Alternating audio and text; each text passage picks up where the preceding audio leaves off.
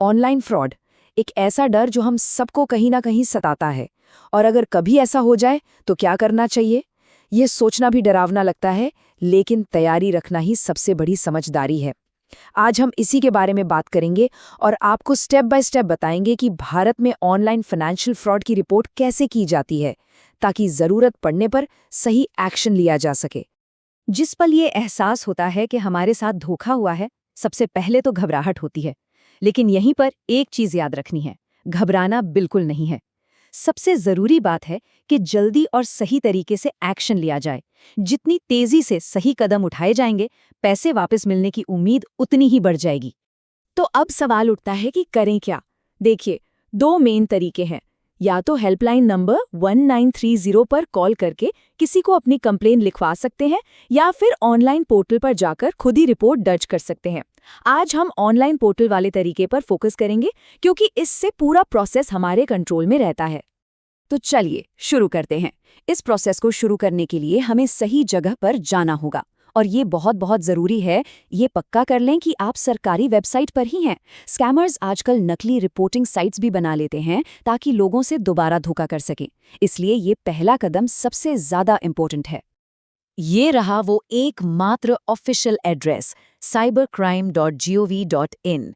इसे या तो बुकमार्क कर लीजिए, कहीं लिख लीजिए, या फिर सीधा अपने ब्राउज़र में टाइप कीजिए। इसे गूगल पर सर्च करने से बचें, क्योंकि कई बार नकली साइट्स भी रिजल्ट्स में आ जाती हैं। हमेशा सीधे एड्रेस पर ही जाएं। ठीक है, तो अब हम सही वेबसाइट पर हैं। यहाँ असली कंप्लेंट फॉर्म तक पहुँचने से पहले कुछ क्लिक्स करने होंगे। चलिए उन शुरू के स्टेप्स को देख लेते हैं। होम पेज पर फाइल अ कंप्लेंट का बटन ढूंढिए। उस पर क्लिक करते ही आपको कुछ शर्तें दिखाई देंगी, जिन्हें पढ़कर आई एक्सेप्ट पर क्लिक करना होगा। इसके बाद आप लॉगिन स्क्रीन पर आ जाएंगे। अगर पहले कभी इस पोर्टल का इस्तेमाल नहीं किया है तो click here for new user पर जाकर एक नया अकाउंट बनाना होगा। चलिए अब आते हैं रिपोर्ट के सबसे ज़रूरी हिस्से पर, जो है फॉर्म भरना। यहाँ एक एक डिटेल बिल्कुल सही भरना बहुत ज़रूरी है। जो भी जानकारी यहाँ दी जाएगी, उसी के आधार पर जांच करने वाली टीम आपके केस पर काम कर पाएगी। फॉर्म खुलते ही सबसे पहले वो आपसे घटना को कैटेगराइज करने के लिए कहेंगे। मेन कैटेगरी में फाइनेंशियल फ्रॉड चुनना है।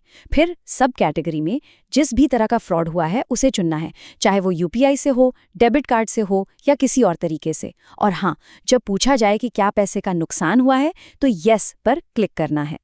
इसके बाद कुछ बहुत ही ज़रूरी डिटेल्स भरनी है। आपको अपने बैंक या वॉलेट का नाम, कितना अमाउंट गया है, और फ्रॉड वाली ट्रांजैक्शन की सही तारीख और समय डालना होगा।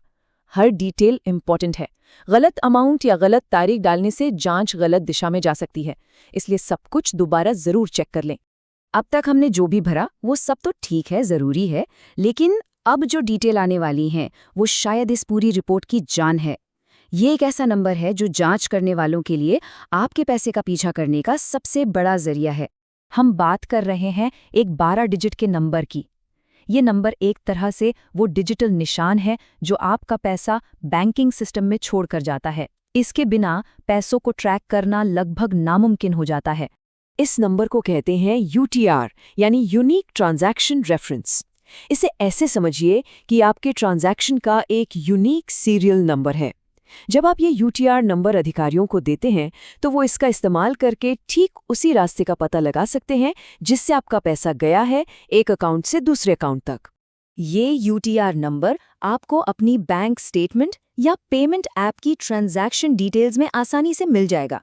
सबसे अच्छा तरीका है कि इसे वहां से कॉपी करके सीधा फॉर्म में पेस्ट करें, ताकि टाइपिंग में कोई गलती ना हो। ये पक्का कर लें कि ये बिल्कुल सही है, क्योंकि एक भी डिजिट गलत होने पर जांच रुक सकती है।